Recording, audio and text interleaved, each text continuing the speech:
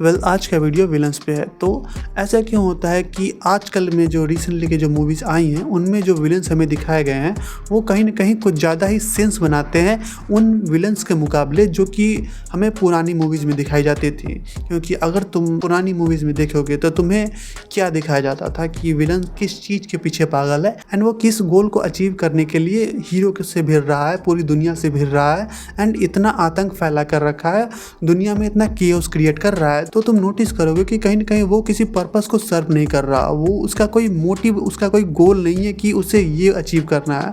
उसे बस एक ऐसी चीज़ होती है कि उसे दुनिया तबाह करनी है और उससे भी मन नहीं भरा तो उसे पावर चाहिए एंड ऑल दैट। तो कहीं ना कहीं इन सारी चीज़ों से अब लोगों का मन भर चुका था एंड ये एक तरह से मन उबाऊ हो गया था लोगों का कि that doesn't make any sense कि आपको सिर्फ पावर ही चाहिए, क्योंकि ये रियल लाइफ में एक्चुअली लोग उससे कनेक्ट नहीं कर पा रहा था। एंड इसी कारण से धीरे धीरे इस तरह की मूवीज़ और इस तरह के विलन्स का लोगों के बीच इम्पैक्ट धीरे धीरे घटता चला गया। एंड यही मेरा आज का टॉपिक है कि क्यों और किस लिए पुराने विलन्स और पुराने जो विलन्स जिनका ऑरा हुआ करता था, लाइक कि अमरीश पुरी जिन्होंने काफ़ी कैरिस्मेटिक से विलन्स के रोल प्ले किए हैं एंड हिंदी सिनेमा में उनका एक बहुत बड़ा नाम है। इसी के साथ ही साथ अगर तुम्हें याद हो तो उन्होंने इंडियाना जोन्स में भी, जो कि इंडिया पे बेस्ड मूवी थी, उसमें इन्होंने एक विलन का रोल प्ले किया था एंड वो काफ़ी एक चार्मिंग विलन था जिसका चार्म कुछ इस कदर का था कि एट द एंड हीरो भी उससे डरने लगा था। तो उसमें हमें दिखाया गया था कि वो किसी तरह के तांत्रिक है जो कि माँ काली की पूजा करते हैं एंड अपने सराउंडिंग, अपने एम्पायर में जहाँ पर उनका इम्पैक्ट था वहाँ के आसपास के लोगों को ले जाकर वो बलि देते थे। तो उनका एक चार्म था उस टाइम में एंड जैसे जैसे वो अपने एरा के विलन थे, फिर उनकी डेथ हो गई, उसके बाद धीरे धीरे हम देखते हैं कि विलन्स का चार्म घटता चला गया। उसके बाद हमें वैसा कोई कैरिस्मेटिक विलन देखने को नहीं मिला जो कि कोई पर्पस सर्व करता हो। एंड एट द एंड अब हमें जो नए एरा के जो विलन देखने को मिलते हैं, लाइक अभी के तुम सबसे बेस्ट विलन्स देख लो, थैनोस की तुम बात कर लो, तो उसके पास एक पर्पस था। वो अपने पर्पस को सर्व करने के लिए एक कुछ इस कदर डिवोटेड था कि वो एट द एंड किसी से भी भिड़ जाने को तैयार था, वो अपने क्रिएटर से ही भिड़ने को तैयार था। एंड ऐसा नहीं था कि इस पर्पस के कंप्लीट हो जाने के बाद उसके पास कोई प्लान नहीं था, क्योंकि अगर तुम पुराने मूवीज़ के विलन्स को अगर तुम कंपेयर करो तो उनका एक एजेंडा था कि उन्हें दुनिया पर राज करना है। बट ठीक है, आपको कहीं ना कहीं दुनिया तबाह करनी है, राज करनी है, लेकिन उसके बाद क्या? But on the other hand अगर तुम थैनोस को देखोगे तो तुम्हें फील होगा कि ये बंदा सर पे कफन लपेट के चलता है कि ठीक है, अपना पर्पस सर्व हो गया एंड सब कुछ ठीक से हो गया, इस बंदे ने आधी दुनिया तबाह कर दी, लेकिन अब क्या? तो अब हमें देखने को मिलता है कि ये बंदा एक सिंपल रिटायरमेंट लाइफ जी रहा है, बिना किसी पावर, बिना किसी शोहरत, ताकत और किसी दौलत के। एंड यही हमें इंडिया गेम में देखने को मिलता है। इसके बाद बात कर लेते हैं दूसरी सीरीज़ की। तो कई बार ऐसा होता है कि तुम किसी सीरीज़ को देखते हो लेकिन at the end of the day तुम भूल जाते हो कि विलन एक्चुअली उस मूवी में, उस सीरीज़ में था कौन, क्योंकि एट द वेरी एंड तुम्हें एक कॉन्सिक्वेंसेस में वो सीरीज़ या फिर वो मूवीज़ डाल कर चली जाती है। लाइक तुम रिसेंटली की आई मूवी फ्रैंकेनस्टाइन है, नेटफ्लिक्स पे रिलीज हुई थी, तो अगर तुम उसे देखोगे तो तुम एक डिल्यूजन में चले जाओगे एंड तुम मेंटल ब्रेकडाउन पे चले जाओगे कि एक्चुअली में मैंने क्या देखा, कि एक्चुअली में अभी हुआ क्या। और ये हो पाता है क्योंकि हम इस मूवी में, इस फ्रैंकेनस्टाइन मूवी में इन दोनों तरफ के किरदारों की स्टोरी को काफ़ी बारीकी से सुनते हैं। जिसमें हम डॉक्टर फ्रैंकेनस्टाइन की स्टोरी तो सुनते ही हैं कि वो एक एम्बिशियस आदमी था जिसने अपने उस एम्बिशन के क्रेज़ में आकर एक मेटा ह्यूमन क्रिएट कर दिया, एक आर्टिफिशियल ह्यूमन क्रिएट कर दिया दूसरे इंसानों के बॉडी पार्ट से। एंड इसी के दूसरी तरफ हम फ्रैंकेनस्टाइन की कहानी सुनते हैं कि वो बंदा अब डॉक्टर फ्रैंकेनस्टाइन के द्वारा बनाया तो जा चुका है, लेकिन अब वो इस दुनिया में क्या पर्पस सर्व करता है, क्योंकि वो जन्म ले चुका है। And at the very and movie के हमें पता चलता है कि अब वो इंसान मर नहीं सकता।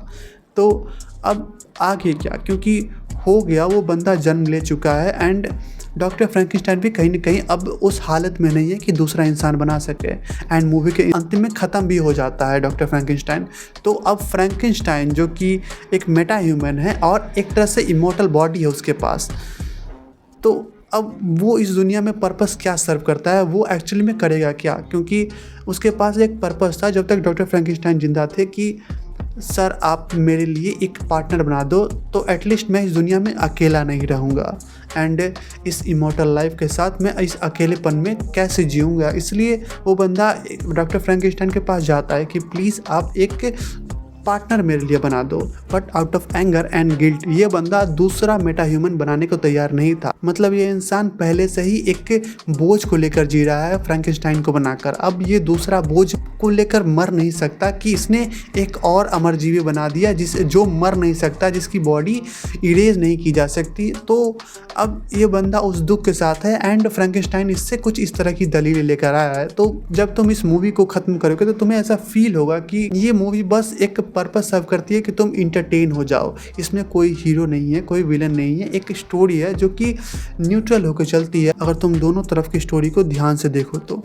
इसके बाद अगर तुम कोई भी दूसरी स्टोरी ले लो, कोई भी दूसरी मूवी ले लो, वेब सीरीज़ ले लो, जो विलन्स उसमें जो दिखाए गए हैं वो अपना एक अलग ही एजेंडा लेकर चल रहे हैं एंड उनके पास कहीं ना कहीं एक रिटायरमेंट प्लान है कि जब उनका पर्पस पूरी तरह से सर्व हो जाएगा, जब उनका प्लान पूरी तरह से फुलफिल हो जाएगा एंड वो अकम्प्लिश कर लेंगे, वो उस चीज़ को अचीव कर लेंगे, तो वो आगे क्या करेंगे।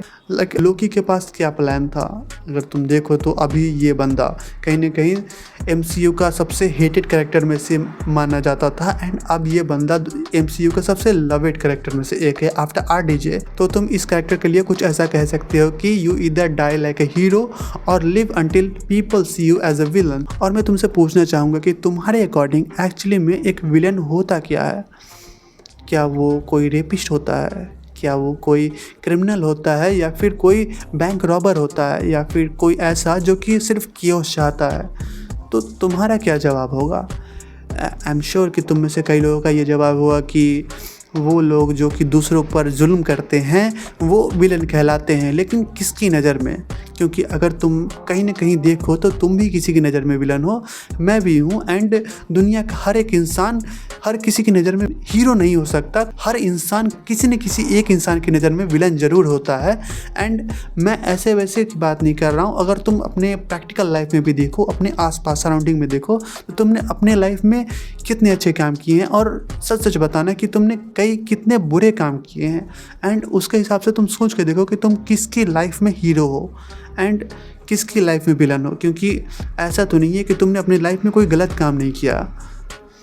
एंड मैं यहाँ पर किसी विलन को जस्टिफाई करने नहीं आया हूँ एंड किसी हीरो की तरफ से बात करने नहीं आया हूँ एंड किसी विलन के पर्सपेक्टिव को, किसी विलन के एजेंडा को मैं सच नहीं एंड सही नहीं बता रहा हूँ। मैं जो फैक्ट है वो बताना चाह रहा हूँ कि क्या आपके नज़र में ऐसा क्या चीज़ है एंड ऐसी कौन सी टॉपिक है, ऐसा कौन सा डेफिनेशन है विलन को लेकर जिसको आप अपने मन में बैठा कर चलते हो कि ही इज़ अ विलन। क्योंकि कई सारे फिल्मों में ऐसा हमें दिखाया गया है कि कैरेक्टर्स को जिस तरह से दिखाया जाता है उसके पीछे साउंड इफेक्ट लगा के, उसके पीछे फेक न्यूज़ चला के एंड पीछे PR टीम लगा के कि ये बंदा बुरा इंसान है, तो क्या उससे वो बुरा बन जाता है? क्योंकि हमेशा ऐसा नहीं होता है कि आप जिस तरह से किसी को देखते हो वो एक्चुअली वैसा ही हो, क्योंकि कहीं ना कहीं उसकी अपने एक रीजन थे एंड मैं झूठ नहीं कहना चाहूँगा, मैं कहीं ना कहीं रावण से काफ़ी इंस्पायर्ड हूँ एंड मानता हूँ कि he is an villain of Ramayan.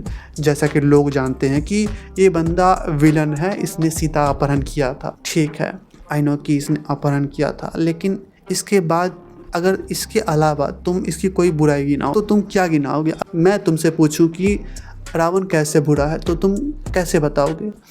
Like कि रावण ने ज़्यादा पढ़ाई कर ली एंड रावण ने इंसोलेंस कर लिया, क्योंकि यहाँ पर मौखिक या दंत कथाएँ नहीं चलती। अगर तुम देखने जाओ रामायण में, जो कि एक्चुअल रामायण है, तो वहाँ पर तुम्हें बहुत सारी नई चीज़ें देखने को मिलेंगी एंड मैं यहाँ पर रामायण एक्सप्लेन नहीं करने वाला।